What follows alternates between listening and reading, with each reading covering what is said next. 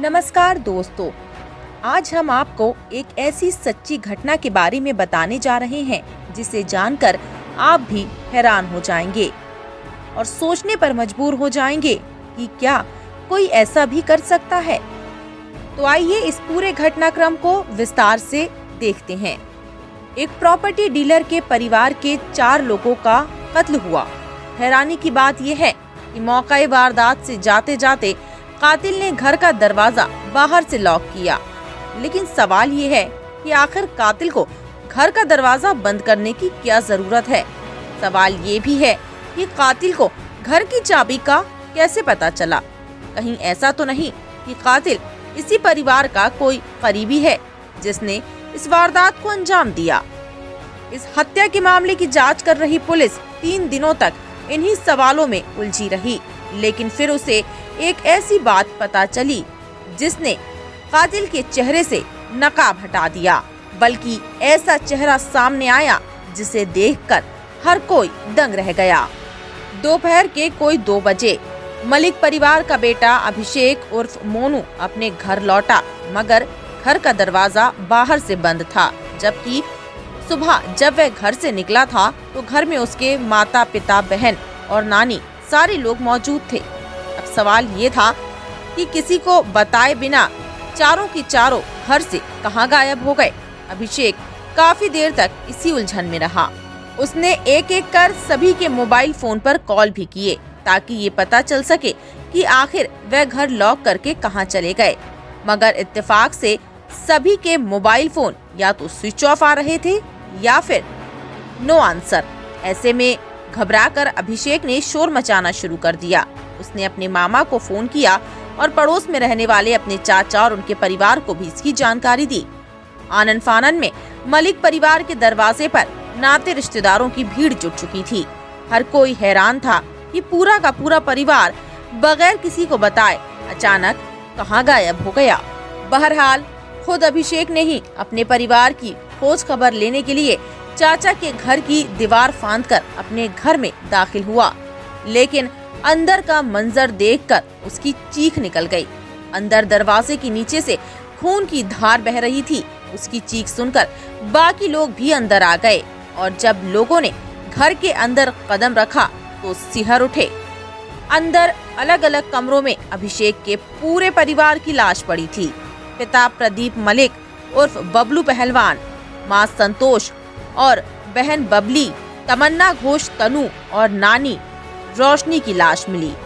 लाशों को देखकर साफ था कि कातिल ने इन सभी 4 लोगों को सिर में गोली मारी थी। अब रोहतक जैसे छोटे शहर में एक साथ एक ही परिवार के 4 लोगों के कत्ल की इस वारदात ने हर किसी को हिला दिया। ये खबर पूरे शहर में जंगल की आग की तरह फैल गई और अगले चंद मिनटों में रोहतक पुलिस का भारी भरकम बल मौके पर पहुंच गया। आनन फानन में मामले की जांच शुरू कर दी गई, लेकिन दिक्कत ये थी कि परिवार के इकलौते जिंदा मेंबर यानी घर के बेटे अभिषेक की हालत इतनी खराब थी कि उससे पूछताछ करना भी मुश्किल हो रहा था, क्योंकि उसका रो रो कर बुरा हाल था। पुलिस ने घर के आसपास के सीसीटीवी फुटेज से लेकर घर के अंदर का गहराई से मुआयना करना शुरू किया। पुलिस को सीसीटीवी फुटेज में कोई चौंकाने वाली तस्वीर तो नजर नहीं आई, लेकिन कुछ बातें ऐसी थीं जो उन्हें चौंका रही थी। कातिल जो भी था उसने घर के सभी मेंबर को बिल्कुल करीब से उनके सिर में गोली मारी, यानी वे हर हाल में मलिक परिवार के इन 4 लोगों का कत्ल करना चाहता था। लेकिन फिर सवाल ये भी था कि कातिल ने घर के इकलौते बेटे को जिंदा क्यों छोड़ दिया। या उसकी जान घर में ना होने की वजह से बच गई, या फिर ये महज एक इत्तेफाक था, या फिर कोई साजिश। क्योंकि प्रदीप मलिक प्रॉपर्टी डीलर था तो पुलिस को शक हो रहा था कि शायद प्रॉपर्टी के झगड़े में ही ये कत्ल किए गए। लेकिन फिर सवाल ये था कि कातिल ने घर की नाबालिग बेटी यानी 17 साल की तमन्ना और अभिषेक की बुजुर्ग नानी रोशनी को जान से क्यों मारा। सवाल ये भी कम बड़ा नहीं था कि आखिर कातिल को जाते जाते बाहर से घर का ताला लगाकर जाने की जरूरत क्या थी। सवाल ये भी था कि आखिर कातिल को कैसे पता चला कि घर की चाबी कहाँ रखी है। कहीं इस कत्ल के पीछे इनसाइडर यानी परिवार के ही किसी मेंबर या नाते रिश्तेदार का हाथ तो नहीं था। पुलिस को इन सारे सवालों के जवाब ढूंढना थे। पुलिस ने अभिषेक के थोड़ा शांत होने का इंतजार किया। लाशों के अंतिम संस्कार के बाद वह वक्त भी आया जब पुलिस से अभिषेक का आमना सामना हुआ। इस बीच पुलिस ने अपने सूत्रों से मलिक परिवार के बारे में हर छोटी बड़ी जानकारी जुटा ली। पुलिस को इतना तो पता चल चुका था कि अभिषेक की इन दिनों अपने घर वालों से नहीं बनती थी, क्योंकि वह एक लड़का होने के बावजूद लड़कियों जैसा व्यवहार करता था और इसी बात को लेकर उसकी अक्सर अपने घर वालों से लड़ाई होती रहती थी। और तो और अभिषेक की नानी रोशनी भी घर में मचे इस कलह को शांत कराने के लिए इन दिनों उनके घर आई हुई थी। लेकिन क्या इतनी सी बात पूरे के पूरे परिवार के कत्ल की वजह बन सकती थी? पूछताछ में अपने समलैंगिक यानी गे होने की बात तो अभिषेक ने कबूल कर ली, अपने पार्टनर का नाम भी बता दिया, लेकिन कत्ल को लेकर खुद को अनजान बताता रहा। खासकर उसने कत्ल से पहले सुबह ही अपने घर से बाहर चले जाने और अपने दोस्तों के साथ एक होटल में पार्टी करने की कहानी भी पुलिस को सुनाई। इस कहानी को वेरीफाई करने की कोशिश भी की और उसकी बात बिल्कुल सही निकली। अभिषेक उस रोज सुबह वाकई अपने घर से निकल गया था और दोस्तों के साथ उसने पार्टी भी की थी। जब पुलिस कुछ देर के लिए उलझ सी गई, पुलिस को कातिल तक पहुंचने का कोई सिरा नजर नहीं आ रहा था। इस दौरान अभिषेक से कई बार पूछताछ हुई, लेकिन जिस बात ने एक बार फिर से पुलिस का सारा ध्यान घर के बेटे अभिषेक की तरफ ला दिया, वो था अभिषेक का बार बार अपना बयान बदलना। परिवार से अपने रिश्ते, लड़ाई झगड़े, वारदात के रोज, घर से निकलने के वक्त, लौटने का वक्त, घर बंद होने जैसे तमाम सवालों पर अभिषेक ने अपनी ही बातों को काटने वाले जवाब दिए। और कत्ल के तीसरे दिन जब पुलिस ने एक बार फिर से अभिषेक से पूछताछ करने का फैसला किया तो वह टूट गया। उसने कबूल कर लिया कि ये चारों की चारों कत्ल खुद उसी ने किए हैं। उसी ने अपने माता पिता, बहन और नानी की जान ली, क्योंकि घर वाले उसके समलैंगिक होने की वजह से नापसंद करते थे उसे और उसकी बहन को ज्यादा प्यार करने लगे थे। और तो और वह अपना सेक्स चेंज ऑपरेशन भी करवाना चाहता था और इसके लिए उसे 5 लाख रुपए चाहिए थे, लेकिन घर वालों ने उसे ये रुपए देने से भी मना कर दिया। घर वालों ने उसकी स्कूटी उससे छीनकर उसकी बहन को दे दी थी और उसे पॉकेट मनी देना भी बंद कर दिया था, जिसके बाद वह घर वालों से ज्यादा ही नाराज था और इसी गुस्से में आकर उसने ये सारे के सारे कत्ल कर डाले। 27 अगस्त की सुबह वह अपने घर से निकल गया था, लेकिन 11 से 11:30 बजे के दरमियान वो एक बार फिर अपने घर लौटा। सबसे पहले वह फर्स्ट फ्लोर पर अपनी बहन के कमरे में गया और अपने पास मौजूद पिस्टल से उसे गोली मार दी। वैसे भी उसकी नाराजगी अपनी बहन से कुछ ज्यादा ही थी, क्योंकि अभिषेक की समलैंगिकता की पोल खोलने के बाद उसकी बहन ने उसके पार्टनर का भी अपने घर में आना बंद करा दिया था। अभिषेक को लगता था कि बहन ही उसकी मम्मी पापा को उसके खिलाफ ज्यादा भड़काती है।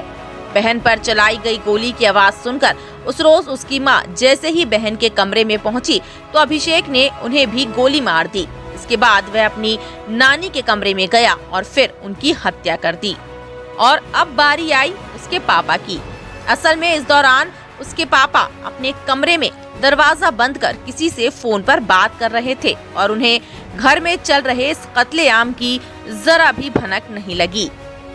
सिर में पहली गोली लगने के बावजूद उसके पापा कुछ देर तक जिंदा थे और तब उसने दूसरी गोली मार दी। कत्ल का मामला सामने आने के बाद जब पुलिस मौका वारदात पर पहुंची तो प्रदीप मलिक की लाश के पास ही उनका मोबाइल फोन भी पड़ा हुआ मिला। तकदीर का खेल देखिए कि प्रॉपर्टी डीलर प्रदीप मलिक ने कभी खुद ही अपने हाथों से अपने बेटे को पिस्टल चलाना सिखाया था और बेटे ने मौका मिलते ही उसी पिस्टल से अपने पापा के सिर में 2-2 गोलियां उतार दी। लेकिन इससे भी ज्यादा अजीब और चौंकाने वाली बात यह है कि अपने पूरे परिवार का कत्ल करने के बाद वह अपने दोस्तों के साथ एक होटल में पार्टी करने चला गया और पार्टी के बाद जब घर लौट आया और रोने धोने का ऐसा ड्रामा किया कि आम लोगों की बात तो छोड़िए, पुलिस भी कुछ दिनों के लिए उलझ कर रह गई। तफ्तीश के दौरान अभिषेक ने पुलिस को बताया कि कुछ महीने पहले वह दिल्ली में केबिन क्रू का कोर्स करने गया था और उसकी मुलाकात अपने गे पार्टनर से हुई। वह उत्तराखंड का रहने वाला है। दोनों के बीच रिश्ते बन गए और इसके बाद अभिषेक अपना सेक्स चेंज कराकर अपने दोस्त के साथ फॉरेन में सेटल होना चाहता था, लेकिन घर वाले इसके आड़े आ रहे थे।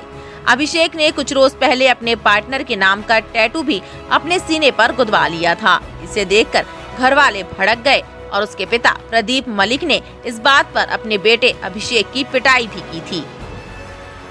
इत्तेफाक देखिए कि अभिषेक ने जिस पिस्टल से अपने पूरे परिवार की जान ली वह नाजायज पिस्टल थी जो उसके पिता अपने पास रखते थे। कभी उसके पिता ने ही अभिषेक को ये पिस्टल चलाना सिखाई थी और अभिषेक ने उसी पिस्टल से अपने पूरे परिवार को खत्म कर दिया। नफरत की इंतहा देखिए कि 27 अगस्त की सुबह अपने हाथों से अपने पूरे के पूरे परिवार को खत्म करने के बाद अभिषेक घर में ताला लगाकर रोहतक की एक होटल में चला गया। वहां अपने पार्टनर और बाकी दोस्तों के साथ उसने पार्टी भी की, लंच भी ऑर्डर किया, लेकिन अभिषेक की माने तो इसके बाद उसे ठीक से खाना नहीं खाया गया क्योंकि बार बार उसके दिमाग में कत्ल वाला मंजर घूम रहा था। करीब 2 घंटे बाद यानी लगभग 2 बजे वह घर लौटा और फिर उसने दरवाजा बंद होने, घर वालों के जवाब ना देने का ड्रामा चालू किया। अभिषेक ने लोगों की निगाहों में आने से बचने के लिए खुद पुलिस को कॉल नहीं किया, बल्कि जब उसके घर में सारे नाते रिश्तेदार इकट्ठा हो गए तो उसने अपने मामा को ही पुलिस को कॉल करने के लिए कहा। पहले तो किसी को इसमें कुछ भी अटपटा नहीं लगा, लेकिन अब जब पूरी साजिश बेनकाब हो चुकी है तो हर कोई अभिषेक की साजिश और उसकी इस नियत पर हैरान है। जुर्म से जुड़ी ऐसी तमाम घटनाओं को जानने के लिए बने रहिए CIN न्यूज़ नेटवर्क के साथ।